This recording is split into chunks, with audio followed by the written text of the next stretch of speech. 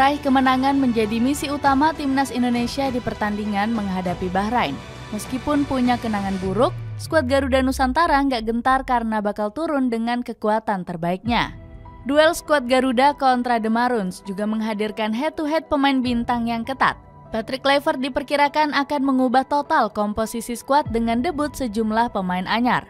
Cetak gol coba merangkum head-to-head pemain kunci timnas Indonesia menghadapi Bahrain sebagai berikut.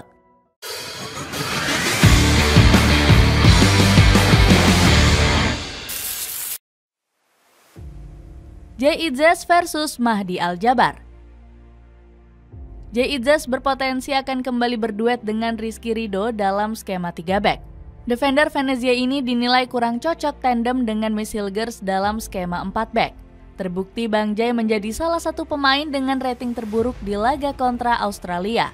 Patrick Kluivert bisa menjadikan Rizky Ridho sebagai opsi untuk memperkuat sektor pertahanan. Apalagi Miss Hilgers sendiri berpotensi absen lantaran menderita cedera. Menurut kabar terbaru, pemain FC Twente ini dicoret dari skuad Patrick Kluivert dan telah kembali ke Belanda. Skema 3 back sendiri sangat cocok dengan gaya bermain J.Idzes. Pasalnya, taktik serupa juga familiar bagi Bang Jai saat memperkuat klub Serie A yakni Venezia.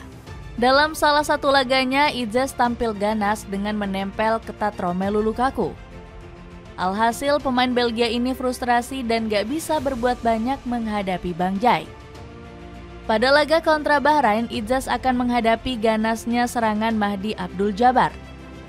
Bang Jayadi pun harus mewaspadai pergerakan sang juru selamat di laga kontra Australia.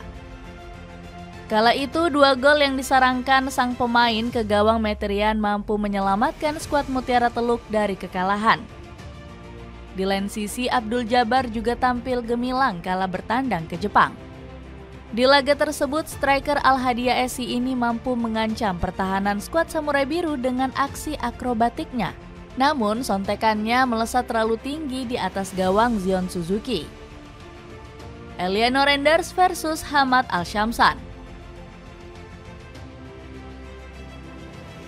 Eliano Renders menjadi pemain yang wajib dimainkan Patrick Kluivert sejak menit awal. Penggawa Pexwool ini diprediksi mampu menyulitkan pertahanan Bahrain sebagai sayap kiri. Terlebih lagi, dirinya tampil Spartan saat menggantikan Rafael Struijk di laga kontra Australia. Kecepatan dan pergerakan tanpa bolanya yang bagus sempat bikin lini belakang Sakerus ketar-ketir. Tercatat Eliano sukses melepas 91% umpan akurat,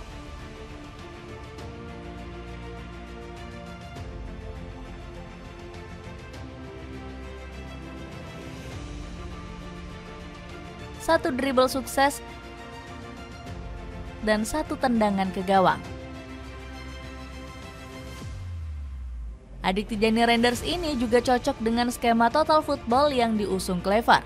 Sebab dirinya rajin membantu pertahanan dengan 100% tackle sukses dan 1 kali merebut bola. Selain itu, Eliano juga memenangkan 2 duel dari penyerang Australia. Statistik mentereng ini sudah dia tunjukkan di level klub dengan catatan 14 laga di Eredivisie. Gak heran kalau sang pemain langsung menjadi incaran tim asal Prancis yakni FC Metz. Kabarnya, Les Grenades siap menggelontorkan dana 12,5 miliar rupiah untuk memboyong Eliano. Namun Eliano nggak boleh besar kepala mengingat dirinya akan menghadapi Hamdan Al-Shamsan. Bek Al-Rifa tersebut sempat merepotkan sektor kiri penyerangan Jepang. Hamdan tercatat berhasil memenangkan 4 duel, 3 intercept, dan 3 tackle. Calvin Verdong versus Abdullah Al-Hulasi. Untuk menyokong Eliano Renders di sektor kiri, Patrick Kluivert nampaknya bakal kembali memasang Calvin Verdong. Lupi menjadi salah satu pemain yang tampil apik melawan Australia. Penggawa Nick Nijmegen tersebut berhasil menciptakan 2 peluang dengan akurasi umpan mencapai 88%. Dirinya juga 15 kali menerobos area pertahanan Sakerus. Ditambah lagi, Verdong sangat solid dalam bertahan meskipun digempur habis-habisan. Buktinya Lupi telah memenangkan 7 duel dan 7 kali berhasil merebut bola. Nggak heran pemain Nick Nijmegen itu langsung diganjar rating 6 dari 10 oleh Media Goals. Verdonk diharapkan mampu kembali menunjukkan performanya saat menghadapi Bahrain. Apalagi dirinya bakal bersaing dengan Abdullah Al-Hulasi yang sama-sama bermain sebagai bek kiri. Pemain 21 tahun ini selalu jadi andalan skuad Mutiara Teluk di ronde ketiga dengan catatan 6 caps. Secara statistik, Al-Hulasi sedikit lebih unggul dalam aspek bertahan. Dirinya berhasil mencatatkan 69% akurasi tackle dan kemenangan duel udara sebesar 42%. Selain itu, Al-Hulasi juga lebih disiplin dalam mengawal lini belakang karena cuma membuat 8 pelanggaran. Meski begitu, Verdonk gak mau kalah dengan menunjukkan performa gemilang di level klub. Buktinya, Lupi tampil konsisten bersama Nick Nijmegen sepanjang musim ini. Bahkan dirinya sempat merusak debut impian Robin van Persie dengan menahan imbang Feyenoord. Ayo support produk Indonesia dengan membeli sepatu sneakers dari Eagle. Sepatu ini kualitasnya nggak kalah dari produk luar negeri. Cek linknya di bawah ini. Ivar Jenner versus Mohamed Jassim Marhoun. Patrick Kluivert harus memainkan Ivar Jenner guna menggantikan Nathan Choaon dari posisi pemain tengah. Gelandang Jong Utrecht ini dinilai bisa menjadi tandem yang lebih baik bagi Tom Haye. Di pertandingan kontra Australia, Nathan terlihat gerasa-gerusu. Terbukti pemain kelahiran Rotterdam ini menjadi biang keladi atas terciptanya penalti pasukan Sakeros. Alhasil, gaya mainnya dinilai nggak cocok untuk diduetkan dengan Haye. Gelandang Almere City ini kerap kali kehilangan bola dan seringkali lambat kembali saat membantu serangan. Bahkan Nathan juga dinilai kurang baik ketika memberikan operan ke teman satu tim. Penampilan buruk ini membuat banyak pihak lebih setuju untuk menduetkan Haye dengan Ivar Jenner. Gelandang 21 tahun ini menjadi tumpuan utama dari Jong Utrecht di Kampion Divisi. Ivan sedang tampil on fire karena sudah tampil sebanyak 20 kali bersama pasukan Domstedelingen. Belum lagi Ivar sempat mendapatkan pujian dari pelatih FC Utrecht karena mencetak 1 gol cantik. Anda sangat penasaran yang terasa dalam gambaran positif selama persiapan tim. Tapi hal ini kemudian dikonfirmasi dengan gol yang bagus dari Ivar Jenner, ucap Ron Jans. Meski begitu, Ivar nantinya akan mendapatkan perlawanan hebat dari Mohamed Jassim Marhoun. Gelandang Kuwait SC ini tampil gemilang ketika Bahrain ditaklukkan oleh Jepang. Pasalnya Marhoun beberapa kali memberikan umpan yang sangat merepotkan lini pertahanan Jepang. Belum lagi gelandang 27 tahun ini sempat mencetak brace ketika berlaga kontra Indonesia. Belum lagi Ragnar Oratmangun versus Amin Benadi.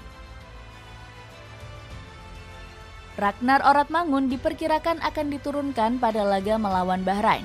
Situasi ini semakin diperkuat dengan absennya Ole Romeni dari sesi latihan Timnas Indonesia akibat cedera.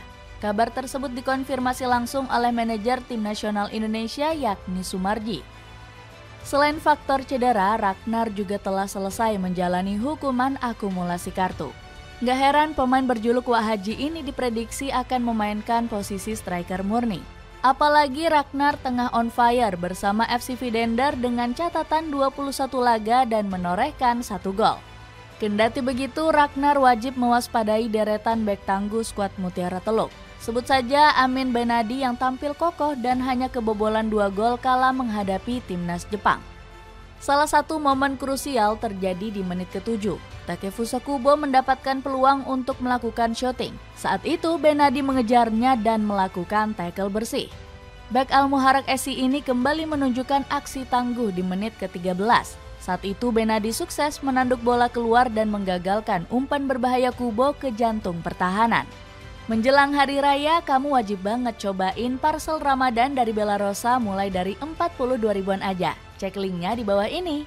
Itulah ulasan head-to-head pemain kunci Timnas Indonesia versus Bahrain. Bagaimana pendapatmu?